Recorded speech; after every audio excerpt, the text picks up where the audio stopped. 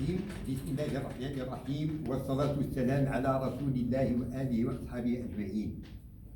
الفضلاء والفضلات، السلام عليكم ورحمة الله تعالى وبركاته من رب الرحيم.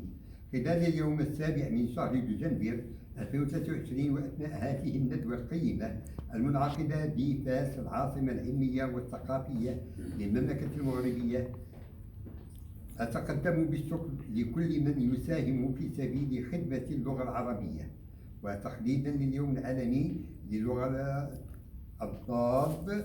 من أجل الاستعمال اللغوي الصحيح أقترح على أولي الألباب، أقترح على أولي الألباب وأهل فصل الخطاب العمل على إنشاء إدارة عامة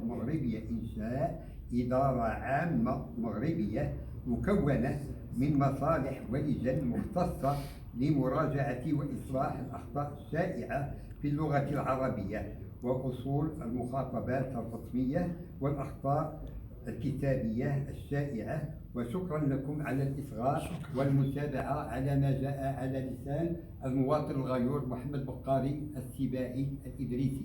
وأتقدم بالشكر الجزيل لكل من ساهم في إنشاء هذه الندوة القيمة من دكاترة أجلاء. لقد استفدنا الكثير من هذه الندوة، وأتمنى لهذه الجمعية التوفيق والاستمرار في عملها وعمل كل من يعز المملكة المغربية. واستودعكم الله الذي لا تضيع ودائعه.